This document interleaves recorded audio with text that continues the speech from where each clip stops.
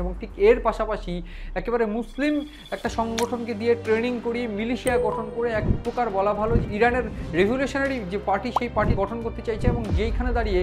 একেবারে ধর্মীয় ভাবাবেগকে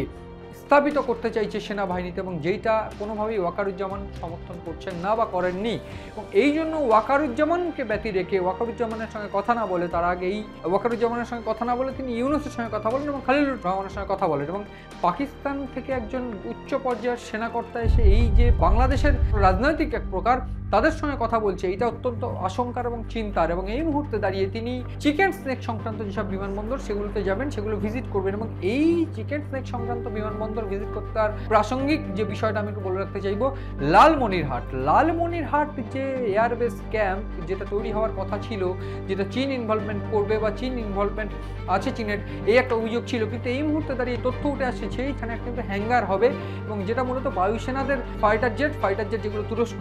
বা এই মুহূর্তে অন্যান্য দেশের সঙ্গে ব্যবসা করছে বাংলাদেশ, তাদের ফাইটার জেট কিন্তু এই মুহূর্তে যেটা কিনছে বাংলাদেশ সেইখানে হ্যাঙ্গার হবে। এবং সেইখানেই কেন হ্যাঙ্গার হবে সেই প্রশ্ন আগে আমি তুলেছিলাম, কিন্তু এইবার সেই হ্যাঙ্গারের যে দায়িত্বে সেটা কিন্তু পাকিস্তানের কিছু বেসরকারি সংস্থা। এবং এই জায়গায় দাঁড়িয়ে পাকিস্তানের আইএসআই যোগ কিন্তু বাংলাদেশের সঙ্গে আরও প্রকট হচ্ছে এই মুহূর্তে দাঁড়িয়ে। এবং বিশেষ কিছু গোয়েন্দা রিপোর্ট বলছে ইউনূস দায়িত্ব নেওয়ার পর থেকে, যেমন আমরা দেখেছিলাম যে বিভিন্ন ক্ষেত্রে বেশ কয়েকবার পাকিস্তান সেনার সঙ্গে বাংলাদেশ সেনার বৈঠক হয়েছে, বাংলাদেশে তারা এসেছেন এবং বাংলাদেশ এবং পাকিস্তানের যে যোগাযোগ, যে দূরত্বটা ছিল সেটা একেবারে কেটে গিয়ে এইবার তাদের যোগাযোগ আরও মসৃণ হয়েছে। এবং এই মসৃণ হওয়া যোগাযোগ এমন একটা পর্যায়ে পৌঁছেছে যে ভিসা ছাড়াই কিন্তু হায়ার অফিসিয়ালরা যেতে পারছে বাংলাদেশে। ফলে ভিসা ছাড়া যাওয়ার অর্থ কোনোভাবে কিন্তু কোনো রেকর্ড ছাড়া তারা যে কোনো পর্যায়ে পৌঁছতে পারবে এবং বাংলাদেশের মধ্যে উপস্থিত থেকে একেবারে ষড়যন্ত্রের বীজ রোপণ করে দিয়ে আসতে পারবে। ঠিক এই ক্ষেত্রে শামসুর রহমান মির্জার ক্ষেত্রেও কিন্তু সেইটাই হচ্ছে বলেই কিন্তু প্রাথমিকভাবে মনে করা হচ্ছে। সাম্প্রতিককালে দুটো যে গুরুত্বপূর্ণ বিষয়, দুটো প্রেস ব্রিফ, সেই প্রেস ব্রিফ করেই কিন্তু একেবারে বাংলাদেশ সরকার জানিয়েছিল যে এই শামসুর মির্জা আসতে চলেছেন এবং এদের যে গোপন গতিবিধি সেটাও কিন্তু কোনোভাবে প্রেসকে জানানো হবে না। এছাড়াও যে বিষয়টা উদ্বেগের কারণ হয়ে দাঁড়িয়েছে ভারতের, প্রাথমিকভাবে যে তথ্য উঠে আসছে আরও একটা, যে পাকিস্তানের একটা সশস্ত্র সামরিক বাহিনীর দল, সেনার দল, তারা কিন্তু আসতে চলেছেন 27শে অক্টোবর তারা আসবেন এবং সেইখানে chief of defence general staff Shamsur Rahman Mirza পাকিস্তানের তিনিও থাকবেন এবং তাদের অন্তর্নিহিত একটা মিটিং হবে এবং সেই মিটিংয়ে ঠিক হবে যে এক্স্যাক্টলি পাকিস্তান কিভাবে বাংলাদেশের ভূমি ব্যবহার করবে। এবং এইখানেই প্রশ্ন যে কেন এই যে বিষয়টা হবে। যদিও আমি বলে রাখতে চাইবো দুটো প্রেস ব্রিফ সেটা কিন্তু সম্প্রতি বাংলাদেশ করেছে, একেবারে বলা ভালো দুটো প্রেস ব্রিফের যে গুরুত্বপূর্ণ ছিল, যেখানে শাহিদ শামসাদ মির্জা আসতে চলেছেন এই একটা বিষয় এবং অন্যদিকে দ্বিতীয় প্রকাশ যেটা ছিল ঢাকায় পাকিস্তানের রাষ্ট্রদূত ইমরান হায়দার এবং বাংলাদেশের পররাষ্ট্র বিষয়ক উপদেষ্টা মোহাম্মদ তৌহিদ হোসেনের বৈঠক ছিল। এবং বৈঠকের পর 27শে অক্টোবর এই যে যারা আসছে, আমরা বলা হয় সামরিক কর্তা যারা আসছে, সামরিক কর্তাদের সঙ্গে এই মুহূর্তে দাঁড়িয়ে বাংলাদেশের যে সম্পর্ক সেটা যেমন পাকিস্তানের সঙ্গে সামরিক দিক থেকে যোগাযোগ বাড়বে, সেরকম অর্থনীতি এবং অন্যান্য দিক থেকে বেশ কয়েকটি ফোরামও কিন্তু এবার বাংলাদেশ এবং পাকিস্তান চালু করতে চলেছে এবং যেইটা এই মুহূর্তে দাঁড়িয়ে সব থেকে ভয়ানক আকার ধারণ করতে পারে ভারতের জন্য। এবং তারা এবং এই যে 8 জনের যে দল, বলা ভালো একটা সামরিক মহড়া হবে, এক প্রকার মিটিং হবে এবং সেখানে শাহিদ শামসাদ মির্জা উপস্থিত থাকবে। পাকিস্তানের উপস্থিতিতে এইরকম একটা মিটিং বা এইরকম একটা মহড়া, সেটা কেন,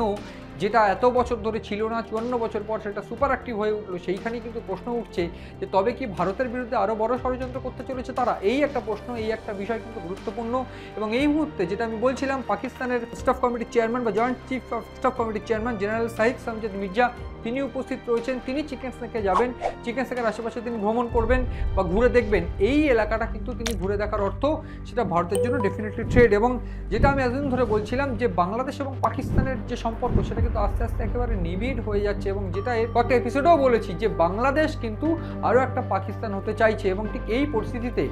ওয়াকারুজ্জামানকে ব্যতি রেখে এই ওয়াকারুজ্জামানের অনুপস্থিতি বা ওয়াকারুজ্জামানকে কোনোভাবে সামনে আনা হচ্ছে না, সঙ্গে রাখা হচ্ছে না, তার কারণ ইউনূস কিন্তু বুঝতে পারছে যে তার গতি ধরে রাখতে গেলে পাকিস্তান এই মুহূর্তে ভালো বন্ধু হবে এবং ভারত বিদ্বেষ ছড়িয়ে দিতে পাকিস্তান কিন্তু একেবারে সক্রিয় ভূমিকা পালন করবে। যেইখানে একটা বিষয় গুরুত্বপূর্ণ, বিএনপি জামাত সহ আমরা দেখেছি এনসিপিও কিন্তু ভারতের বিরুদ্ধে যে কথা তারা কিন্তু বলছে এবং ঠিক সেই জায়গায় এটা পরিষ্কার যে এক প্রকার ধর্মীয় ভাবাবেগ দিয়ে, ধর্মীয় উগ্রতা দিয়ে সেটা কিন্তু বাংলাদেশকে পরিচালনা করার যে প্ল্যানিং সেটা কিন্তু ছকে ফেলা হয়ে গেছে এবং সেইটা কিন্তু রাজনৈতিক দিক থেকেও একেবারে এস্টাবলিশ। ফলে এই জায়গায় দাঁড়িয়ে ওয়াকারুজ্জামান কিন্তু এটা চাইছেন না, এবং ফেব্রুয়ারির আগে তিনি চেয়েছিলেন যে নির্বাচন হয়ে একেবারে নির্বাচিত সরকার, সেই নির্বাচিত সরকার বাংলাদেশের দায়িত্ব সামলাক, এবং ঠিক সেই জন্যই ওয়াকারুজ্জামান সহ যারা তাদের গুরুত্বপূর্ণ যারা সেনারা রয়েছে তাদের ওয়াকারুজ্জামানের এই সেনাগুলোকেও কিন্তু ইতিমধ্যে গ্রেফতার করা হয়েছে, এবং ঠিক সেইখানে ইউনূস কিন্তু এইবার ওয়াকারুজ্জামানের মাথাও এই একই অভিশাপ নামিয়ে আনতে পারে বলে বিশেষজ্ঞদের মত। কিন্তু সব মিলিয়ে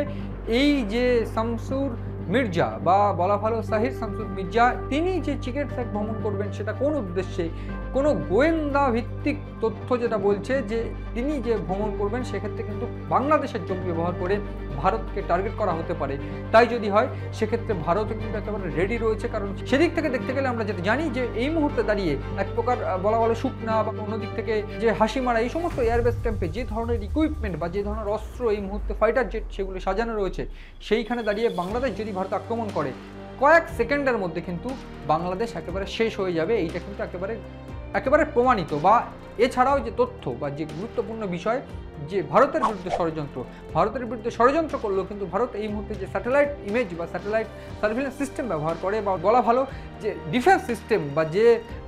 এয়ার ডিফেন্স সিস্টেম ভারত এই মুহূর্তে ব্যবহার করে, সেক্ষেত্রে কিন্তু এই সমস্ত প্ল্যানিং বা এই সমস্ত ষড়যন্ত্র রুখে দেওয়া ভারতের এক মুহূর্তের খেলা। সব মিলিয়ে গোটা বিষয় নজর রয়েছে আমাদের, নজর রাখুন আপনারাও সিএন ডিজিটালের পাতা।